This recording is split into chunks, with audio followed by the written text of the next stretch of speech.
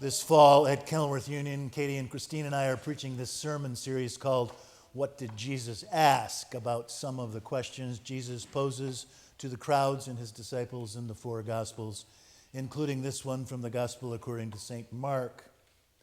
And a huge crowd followed Jesus and pressed in on him. Now there was a woman who had been suffering from hemorrhages for 12 years. She had endured much under many physicians and had spent all that she had, and she was no better, but only worse. She heard about Jesus and came up behind him in the crowd and touched his cloak. For she said, "If I but touch his clothes, I will be made well." Immediately, her bleeding stopped. She felt in her body that she was healed of her disease. Immediately aware that power had gone out from him, Jesus turned about in the crowd and said, "Who touched me?" And his disciples said to Jesus, "You see the crowd pressing in on you. How can you say, 'Who touched me?'" Jesus looked all around to see who had done it. But the woman, knowing what had happened to her, came in, fear and trembling, fell down before him, and told him the whole truth. And he said to her, "Daughter, your faith has made you well. Go in peace and be healed." Pray with me. May the words of my mouth and the meditations of our hearts be acceptable in thy sight, O Lord, our rock and our Redeemer. Amen. So once as a young man, Jesus kind of popped up on the Palestinian stage almost out of nowhere. He got real famous real quick, one of the biggest celebrities in first century Palestine. And one day he's making his fitful, sluggish way through the narrow cobblestone streets of the Galilean village of Capernaum, surrounded by adoring groupies. The paparazzi are snapping photos and instantly zipping them off to Entertainment Tonight and TMZ. People are thrusting Sharpies and Torah scrolls into his chest, the ancient equivalent of tennis balls at the U.S. Open, and Jesus is being crushed by a massive milling melee of multitudes. And then he launches one of the 307 questions he asked in the four Gospels. Who touched me? He asks this without further context, just out of nowhere. Who touched me? Now, often baffled by Jesus' eccentric interrogatives, the disciples must have been doubly puzzled by this one. Jesus, who touched you? Everybody's touching you. If you asked, who touched me, at a Taylor Swift concert, your tweener friends would look askance at you. But here's what's going on. Among the crushing crowds is a woman who had suffered from hemorrhages for 12 years. 12 years. Now, we don't know exactly what was troubling her, but whatever it was way more than an inconvenience. In Palestine in the first century, they would have called her unclean. They would have excluded her from the human community. If she was married, her husband could not make love to her or even touch her. If she had children, they would have to keep their distance. She probably lived alone in a modest hovel. She is utterly, completely, abjectly alone. She is the definition of loneliness. And this has been going on for 12 years, a long time. Mark tells us that she had suffered much under many doctors and had spent all she had, but was not better, but only worse. And then she hears about this miracle man, this wonder worker, and she says to herself, "What the hell? I'll give it a whirl. What have I got to lose?" And she worms her way aggressively and rudely through the crowd, and she says to herself, if I can just touch the sleeve of his hoodie, if I can just brush the hem of his robe, if I could just glance the fringe of his power, maybe I won't have to live on the fringe of this community any longer. And I love the way Mark talks about Jesus' miracle machine. The instant she touches the hem of his robe, she knows that she's healed. She can feel it in her body, that the bleeding has dried up. Likewise, Jesus feels power exit from his body. What Mark wants to tell us is that this miraculous power is tangible. This exchange of energy is palpable.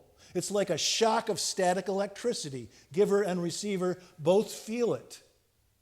It's an exchange of power. You remember how Obi-Wan Kenobi and Darth Vader can feel it in their bodies when somebody accesses the power of the Force and some of the energy drains away? That's exactly what's happening here in Mark. George Lucas stole that Star Wars detail from the Gospel of Mark.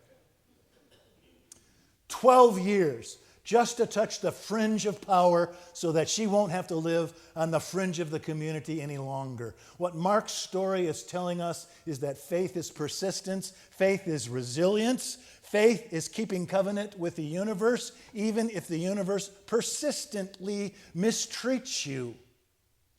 Faith is keeping covenant with your own personal potential.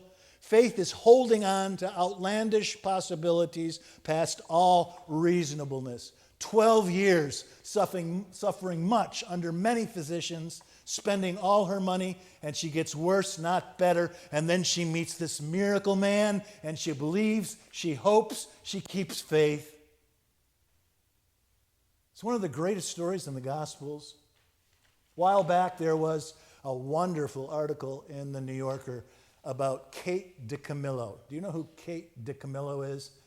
I didn't either until recently. Somebody asked me to read her little children's book called The Miraculous Journey of Edward Tulane. Charming little book, a children's book, but it's charming for all ages. And then when I read this book by Kate DiCamillo, I realized that she was the one who wrote that other beautiful children's book, Because of Winn-Dixie, about 20 years ago. And the movie which followed, I read it when it came out. I saw the movie, but I didn't realize that it was Kate DiCamillo that wrote this book, Because of Winn-Dixie. And I can't believe I've never heard of this woman before recently. She has sold, get this, 44 million books. That puts her up here at the top echelon of English-speaking authors. 44 million books. I can't believe I've never heard about her before.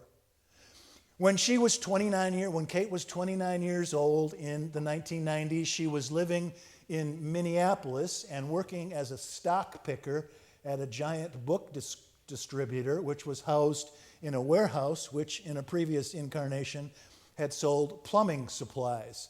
And so this old warehouse smelled like dusty paper and dried apples, had all these huge tall windows, so that when you were inside this book distributor, it felt like you were in a cathedral. It was stifling in summer and freezing in winter. One winter day, it got down to negative freezing. You know what negative freezing is? Negative freezing is 32 degrees below zero. In 2005, they converted this old book warehouse into loft apartments. One day in 1998, when Kate DiCamillo was working for this book distributor, the warehouse received a giant shipment of books. Pallet after pallet after pallet of just a single title. Same book on all these pallets. And everybody thought the shipping department had made a huge error. But it wasn't an error, because this single book was Harry Potter and the Sorcerer's Stone. And they sold every one of those books and then some. So, while J.K. Rowling is selling millions of books, the stock picker, Kate DiCamillo, is writing her books and submitting them to multiple publishers, but nobody wants Kate's books. And eventually, she piles up, get this, 473 rejection letters. How many times can one person hear no and keep going? 473. But Kate just pins these rejection letters to her wall and throws darts at them. Until one night, just as she's falling asleep, she hears a little girl with a southern accent say, "I have a dog named Winn-Dixie." Voila. 20 years later, 44 million books. 473 rejections, 44 million books. Don't quit. Keep writing your books. Keep throwing your darts. Just keep going. Now, I think this woman, Kate DiCamillo, has a faith just like the woman who surreptitiously touched Jesus in Mark's gospel. It's fierce. Both of these women, their faith bristles with ferocity. Stephanie Koster was a classmate of mine in the 1980s at Calvin College. Stephanie was class of 1980. I was class of 1981. I didn't know her when we were there, but we probably took some classes together. I found out about her later. Not long after she graduated from Calvin, Stephanie went to work for Boeing when Boeing was in Seattle. She had a spectacular 20-year career with Boeing in Seattle. So this was 20 years ago. This was when Boeing was having more fun and making more money and terrifying fewer passengers. But she loved Boeing. She loved her work. And when she'd been there a long time and she was tempted to find a job somewhere else, she would always say to herself, well, what could be bigger and better and higher and more rewarding than serving Boeing's international customers? She was in charge of international business development there. She said, what could be higher and bigger than that? And she could never come up with an answer to that question, so she just stayed. And then Jeff Bezos came calling. Jeff Bezos wanted Stephanie to run all non-engineering operations at his company called Blue Origin. We sometimes forget that Jeff Bezos is not just a bookman, he's a rocket man. And so Stephanie decided that Blue Origin would be bigger and higher and better than Boeing, and so she went. Now, Blue Origin does some of the most complicated and difficult and challenging work on this planet, or off of this planet. They deliver people to outer space, they launch satellites, and they dock with space stations. Their missions take a long time. They suffer multiple failures. Blue Origin crashes many rockets. But when a rocket crashes, Jeff Bezos just says, we will mourn quickly, learn from our mistakes, and move on. We will not quit. I love the way he talks about that. We will mourn quickly and move on.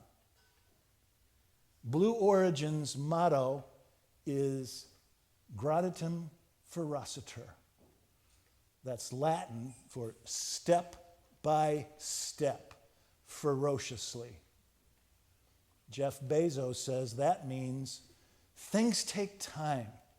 They go slowly. You can't skip a step. There are no shortcuts. So we move slowly but fiercely. Gradatim ferociter, step by step, ferociously, like that woman from Mark's gospel. You find all the doctors you can. You enter every experimental treatment they roll out of the lab. You spend every dime you can. And then you happen upon this miracle man who says to you, daughter, your faith has made you well. Go in peace and be healed. Well, I guess so.